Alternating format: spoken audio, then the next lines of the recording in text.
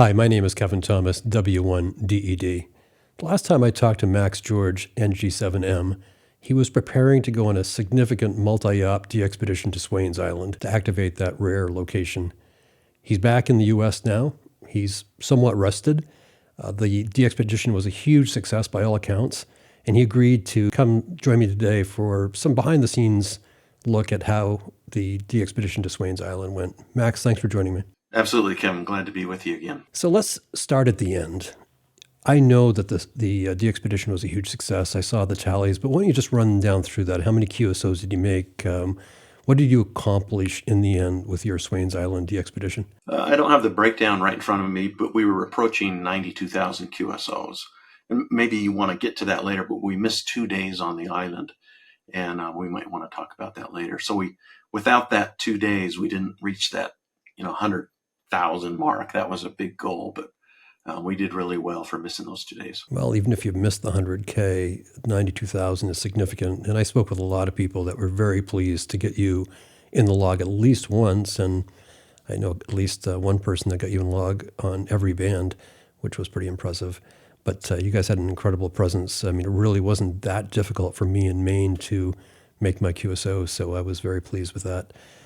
So let's go back to the beginning now. When we last spoke, and I also spoke to Adrian, this was a somewhat of a logistical, well, I'd call it a logistical nightmare, but at least it was complex. You were all traveling from various countries, arriving in American Samoa, which was a staging area, and then you were transported to Swains Island, I believe in a 24-hour boat ride. I may be exaggerating that, but I think it was pretty long. Tell me about that first stage, getting everybody together in American Samoa, getting the gear together and preparing to get over to Swains Island. Yes, we traveled through Honolulu, everybody. So there's 10 of us, 5 from the Netherlands and 3 from Germany, and then Adrian and I from the U.S. And that went really well. We spent one night in Honolulu and then spent several nights in American Samoa. And it went really well. We had it really nice, of course, in American Samoa, working with the equipment that was shipped and the damaged boxes that came from the Netherlands. But it was, I mean, you really have to go on one of these things and see the amount of work that is required, the logistics over the course of really, this started in 2016. And there were obviously complications with COVID and some mechanical complications with the boat. And maybe just to touch on that a little bit more, traveling to Swains, I mentioned earlier that we missed 2 days, and that was a sticky issue when we were on American Samoa, because we know we're there, right? This is no vacation. We're there to make QSOs with everybody in the world as best we can. We have donations and clubs and DX foundations that have donated.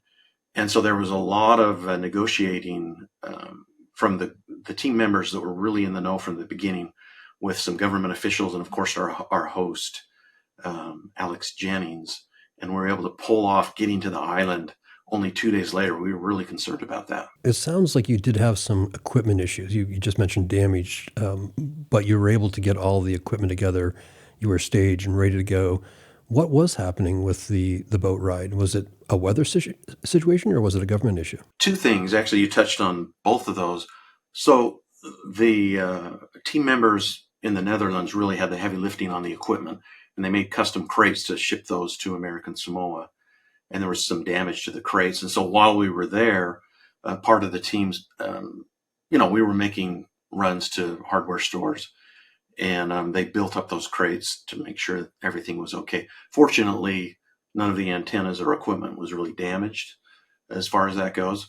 And we then were able to, get that on the boat, which is a government boat. It's called the Manua Atella. I hope I'm pronouncing that right. And the equipment was all, we made it to the island with the equipment. Take me back to the boat then. So I guess I misunderstood. I thought the Jennings family provided the boat, but this is a government boat. So I'm presuming that they were delayed. They missed the schedule. Why didn't you leave on time? Number one, it was weather. When we arrived in American Samoa, the weather was not great. I mean, it wasn't like catastrophic or anything like that, but the weather was pretty bad. And so the government, but you're right, I had the same assumption that there was like a chartered boat from Alex Jennings, our host, but it actually is a government boat that makes periodic trips to other islands in the American Samoa territory area, delivering goods and mail and everything else. And with the weather problems being delayed, there was a scheduled trip to go to one of the other islands. And, at first, there was some pretty intense negotiation to make sure that we got to that island as fast as we could. And so what happened is the best scenario actually took place because of the weather, because you still had passengers that were going to another island. And so we were able to get on the boat within 2 days, right? We delayed 2 days. And so the trip to Swains actually took, off the top of my head, I think it was about 26 to 28 hours to get there. And so that, you really have to see the negotiation because, things are pretty laid back in American Samoa. We have the clock, but the Samoans have the time. So once we were able to negotiate that situation, it turned out really well. So you're on the boat 26 hours. So I guess I was wrong with the one day. It's 26 to 28 hours. Did the Jennings family or some of their crew go with you and stay on island with you? Oh, absolutely. And that was fantastic. And I should be very clear too, that Alex Jennings, our host, he really bent over backwards to make sure we were happy with the expedition. And there were other, I call it support crew people on the boat. I'm trying to organize my thoughts here. Again, the long trip was only on the way to Swains because we had to stop. We had to, do a dog leg from one island to the other. On the way back, it was much shorter, plus the currents are a little better. It was about 20, maybe 21 hours on the way back. But to carry on with the other passengers that were on the boat, we had some rough sea at the beginning too. There were two objectives. So Alex Jennings and his half-brother, who had not been to the island for a long time, had prepared some headstones to memorialize their ancestors that were buried on the island, a grandfather and a great-grandfather. So there was a team sent to support us, and they were amazing. And they also spent a lot of time, taking those headstones and building up the nice memorial where their family were buried on the other side of the island, actually. So Max, you were kind enough to send me a lot of photos and videos, and I saw other photos from other people. I was curious if there's any resources at all that are left on Swains, or did all of those things, including the ATVs, come over with you on the boat? That's a great question. So there were some. I was surprised too, because we weren't quite sure exactly what would be there on the island. And there was a trip made to Swains in March of this year, 2023. And there are some permanent things left on the island. For example, there's a higher end commercial generator that runs on diesel that's very quiet. And we use that in the main camp area most of the time. But there were also, maybe you saw these in the pictures, there's a chest freezer and a full-size refrigerator that they keep on the island. And I'm not sure how long they've been there, but as far as that is concerned, once the team had set up the base camp area, there were a lot of cushy things that made life much easier because of the heat and humidity. It's difficult there, especially in the sun. So, but the ATVs, maybe you saw in the pictures, those were brought on the ship, the Manua Atella. And there were two boats on the ship. There's a landing craft that they use, when they go to these various islands, that has the open bow, right, where the boarding ramp comes down. And then they left a small Luna fishing boat with a gasoline motor on the island that the team would use to go fishing. And that was nice to have it on the island too. There was also some, I like to call them like a military latrine setup. There were two of them that are permanently on the island, and they're operated from gravity, right? They have a roof where the rainwaters will go down in 55-gallon drums. And then there's the commodes or the toilets there. Using gravity, you had a valve to fill up the tank, and And as far as that was concerned, it was very nice. Those facilities were nice to have in the base camp. So I guess I'm trying to understand also what the offloading was like. As somebody who loads up my gear in a couple Pelican cases and I can carry it through the airport and get into an Uber, when you guys arrive on island, is there a dock? What's that unloading process like?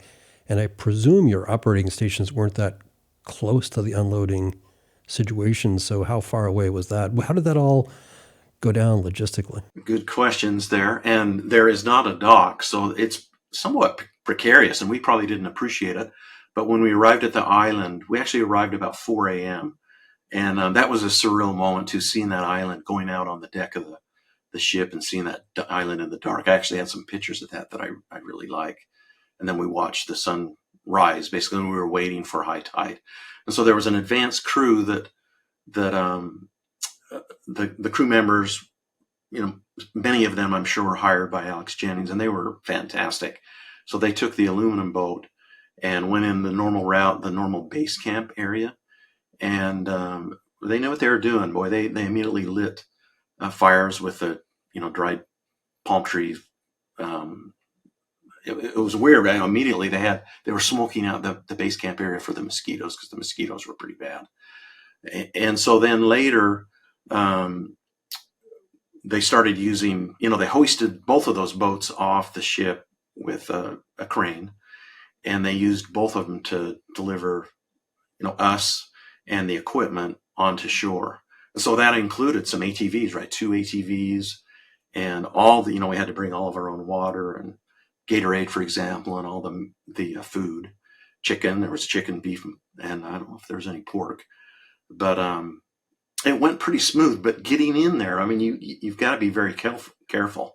And actually, one of the team members of the crew, the support crew, there were some moments where he actually got hurt, being pulled under that landing craft, I think it was. And so, it wouldn't be something that you'd want to do normally. Somebody just passing by this island, they would have to be prepared to understand, number one, know where to land. Number two, understand the tides and how to deal with that. So Max, when you say you arrived at 4 a.m., waited for high tide, what day was that? I know you had planned on starting, I think, October 4th. What date was that you were actually on Swains? Now this is off the top of my head. Don't hold me to it. I think it was October 6th or I think October 5th.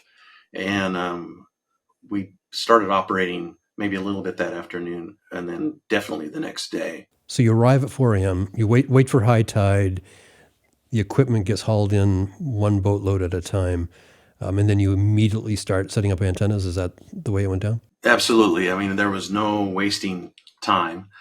And so one fortunate thing, which we didn't appreciate, we were told the weather difference between American Samoa and Swains Island, it's a big difference, even though the latitude changes maybe from minus 14 degrees, below the south of the equator, to 11 degrees. I think Swains are right around minus 11 degrees. It was a huge difference.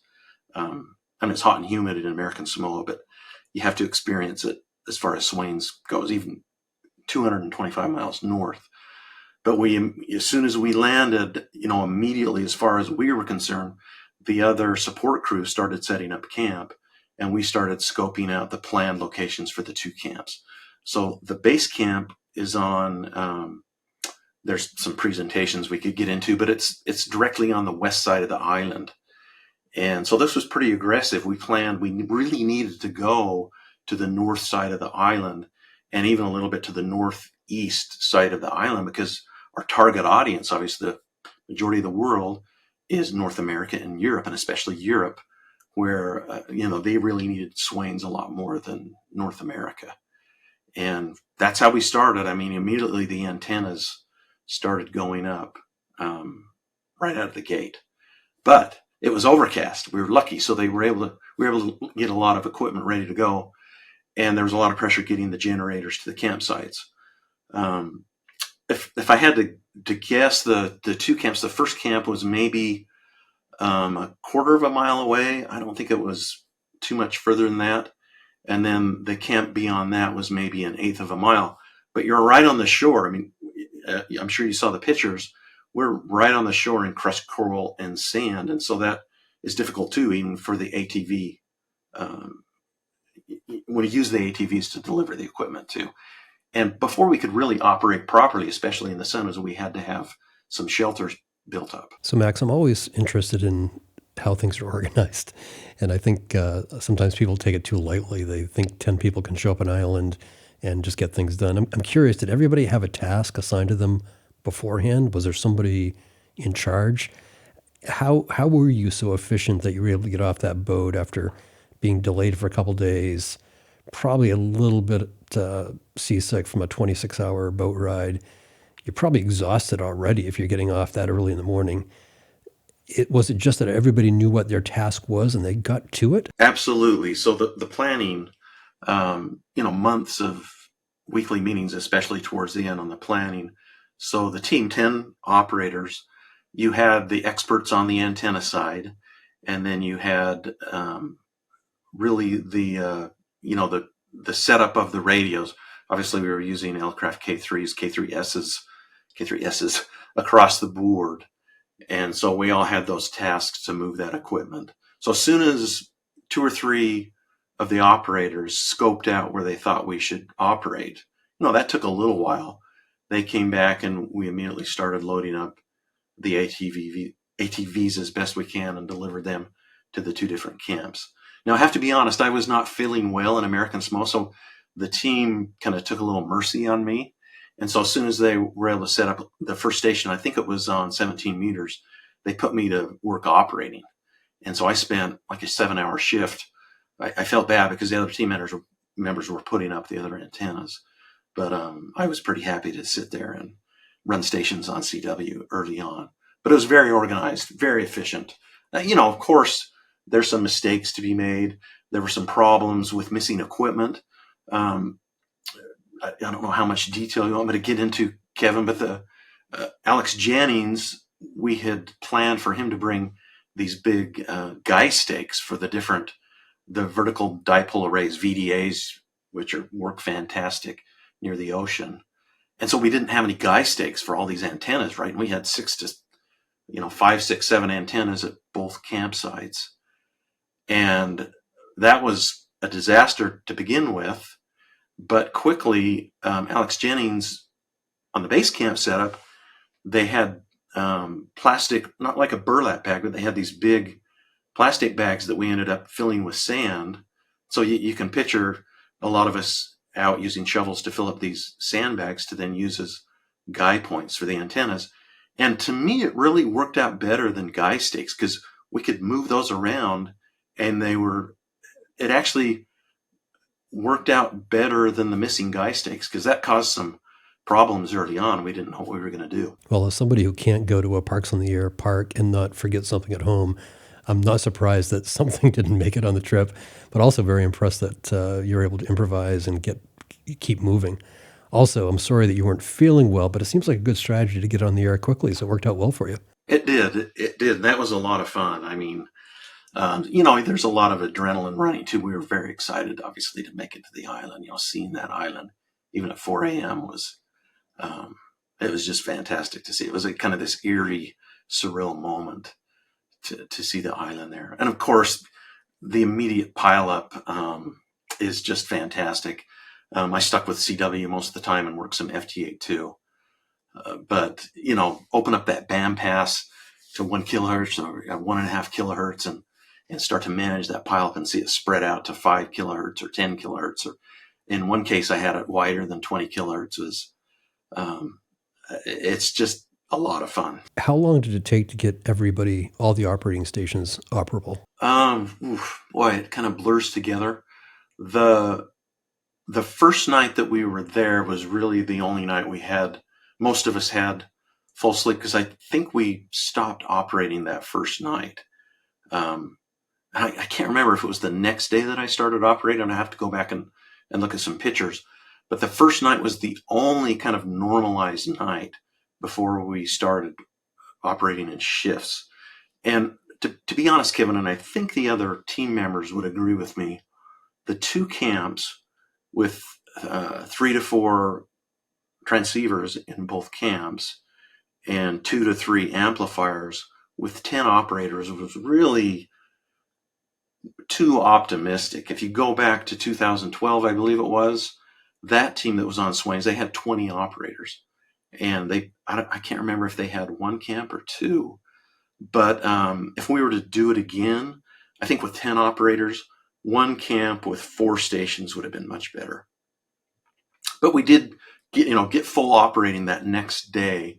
But there were still antennas to put up, the 80-meter antenna, the 160 antenna. So there was a lot of work still involved getting those antennas. And that's where the sun came in. Right, the next day there was a dose of reality, because we're on the northwest side of the island, and in the late morning and early afternoon, you've got that sun beating down. Closer to the equator, right? The UV and everything. It's a much smaller footprint, so it's enhanced. You really have to be there.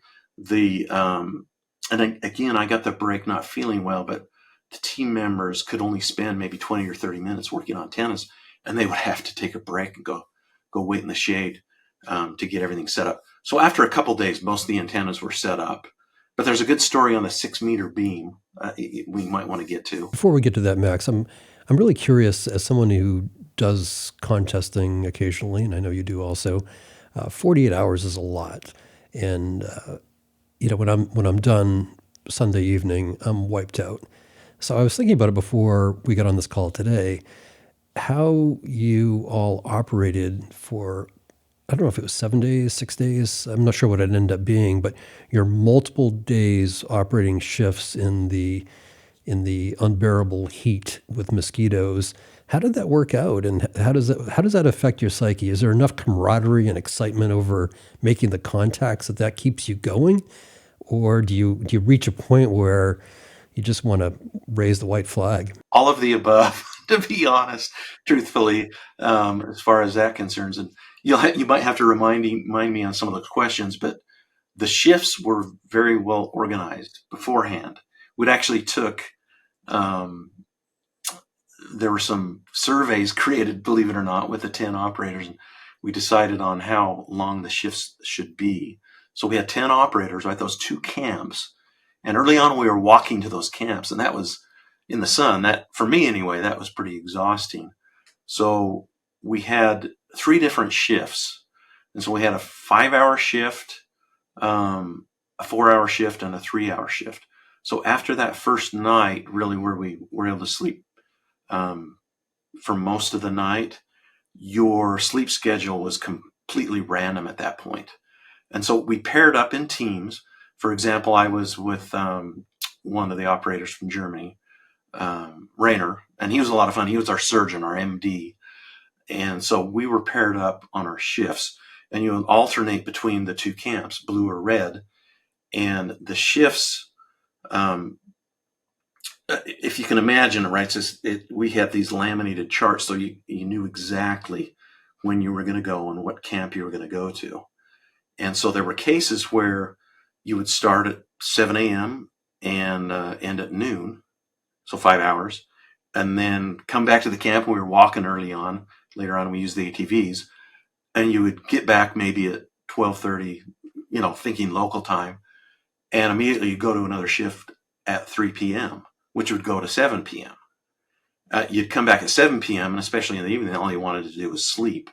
And we had amazing meals. That support team, I can't emphasize that enough. Alex Jennings and the Samoans, the ladies, the fantastic cooks there, and what they were preparing, we really could have no complaints.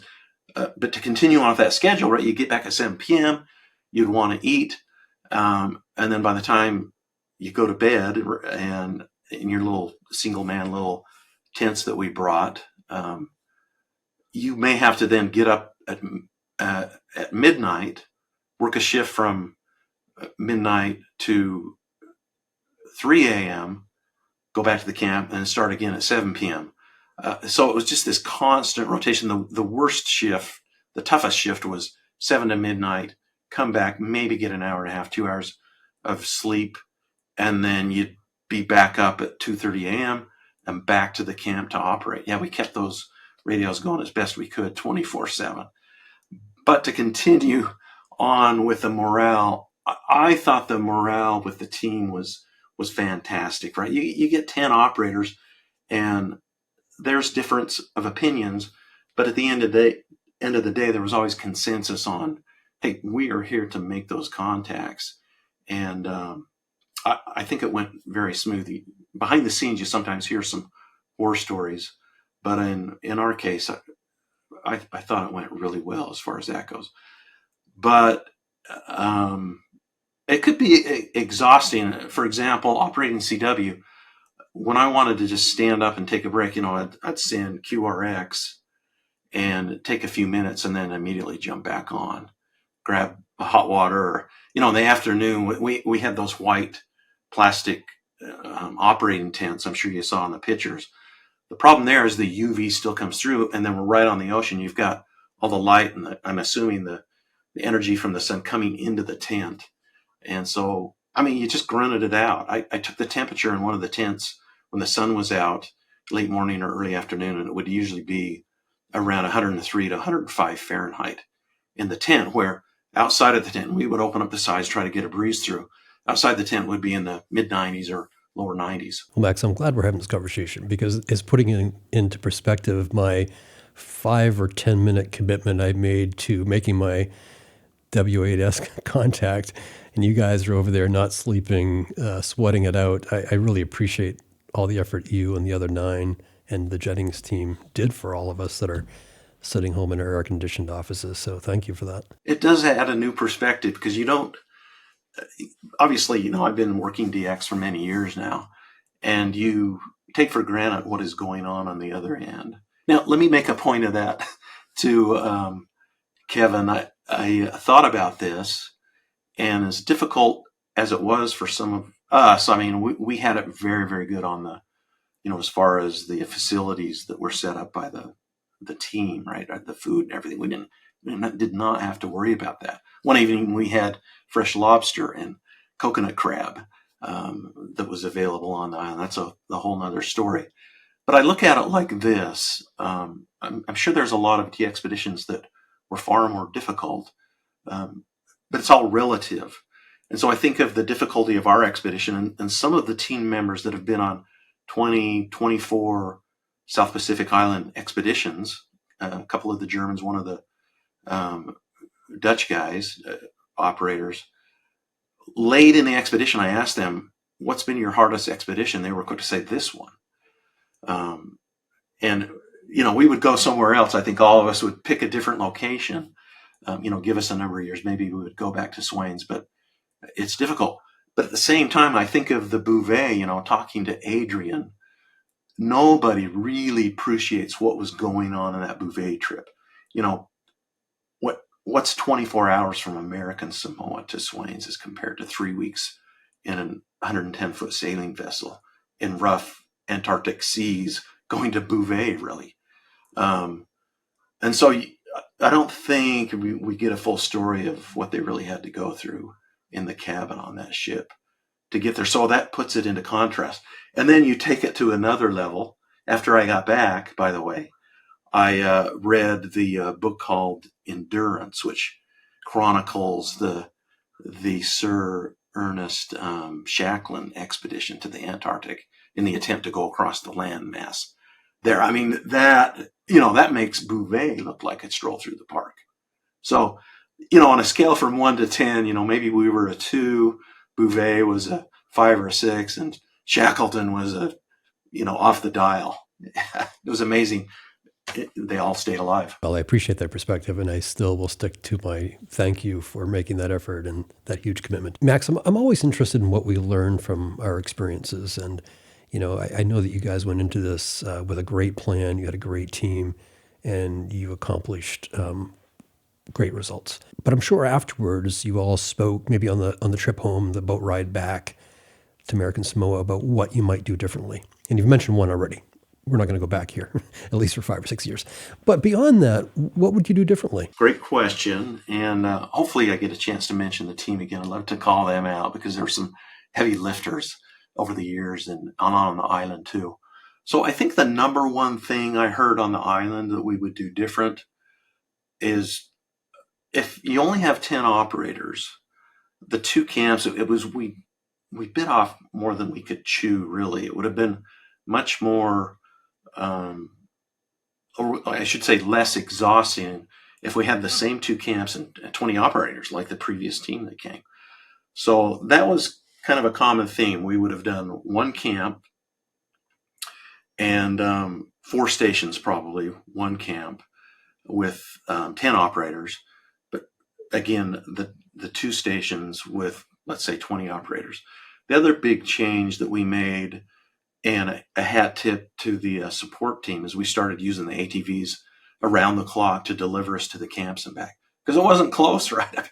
We purposely set up those camps to target Europe and North America. And of course, Asia was huge signals off the back of those VDAs too.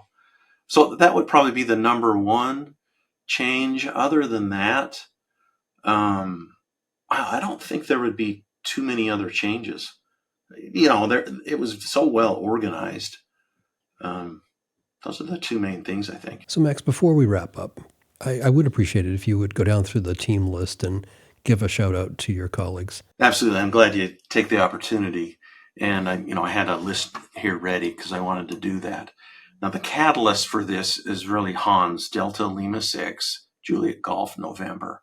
He started trying to communicate with Alex Jennings, I believe, in the end of 2016. So weeks of trying to even get a response. Hans was critical there. He was also critical with the contracts and the legal contracts and indemnification clauses and liability clauses that go on behind the scenes that we all had to agree to. He worked that heavily. So big hat tip to Hans from Germany. And I'll just go down the list. Papa Alpha 3 Echo Whiskey Papa, Ronald, working on the antennas, experienced DXpedition, veteran, Haya, Delta Juliet 9, Romeo, focused on CW and just a machine. Didn't matter if we felt bad or whatever, he was there operating. And Rayner, our surgeon or physician that came along, which was good. And he was used on some certain cases there, some minor injuries, some cuts and scrapes and sunburns. That's Delta 2 Alpha Mike Delta. And then, of course, somebody we all know really well, and if it wasn't for Adrian, Kilo Oscar 8 Sierra Charlie Alpha, I wouldn't have been there. The invite really came through him. Adrian, I've got to touch on Adrian. That he was a machine on the 6 meter side. That's a whole, maybe another discussion for you and him as far as Swains is concerned. He ended up sleeping most of the time at one of the operating positions, and we would take him meals. He would just Ever-ready bunny. I don't know how else to describe him. Just relentless. And he'd do a little work at the camp that had internet through Starlink. So Adrian, hat tip to Adrian. I'm probably dragging this out. Another operator, Pop Alpha 2 Kilo Whiskey, Avert, who I got to know well. He dealt with the seasickness worse than anybody, but on the island he dealt with a lot of mosquitoes too. But he was a trooper, a great operator. Martin, Pop Alpha 4 Whiskey Mike, again dealing with the antennas, prep work before over the months and years. And Johannes, Papa Alpha 5 X-ray, excellent on sideband. Martin was too on sideband, and others. But Johannes was our logistics officer, having those tough conversations. And to the point of uncomfortable, you had to do that, right? Somebody had to be the person that dealt with those tough conversations. But when we were leaving Western Samoa and even on the island. And then, of course, Gerben, Papa Golf 5 Mike, who is true, dear to my heart because of NG7M, he's PG5M. So he was involved with the antenna work, and I'm sure I'm leaving people out. Ronald and myself were involved with the computer setup and others. That's a quick whirlwind tour of the team. And then I hat tip to Alex Jennings. There were some tense moments, but at the end of the day, he just bent over backwards, constantly asking us if we were happy with the meals and the, where we were sleeping, the tents, everything else. Just amazing. Max, I appreciate you taking the time to go through that list. And I have to say again, I have a tremendous amount of respect for you and your teammates and what you've accomplished. And I thought I understood what this trip was all about because I've talked to both you and Adrian at length. But after talking to you now, I realized I only saw like just the tip of the iceberg, and I'm probably only now getting part of the iceberg. It sounds like an arduous effort, and thank you again from me, and I'm sure a lot of people in the ham radio community feel the same way. Thanks for taking your time today to join me. I've been talking to Max George NG7M, who is still resting from his long trip back over to American Samoa and Swains and back to the U.S. again. Thank you again, Max. Absolutely, Kevin. And thank you, and to the amateur community, DX community, contest community in general. And if this is the first time you've seen a video from Kevin's channel, I urge you to check out the other videos. There's such a wealth of information he's building there with his content and production quality. Thank you, Kevin. Thank you, Max.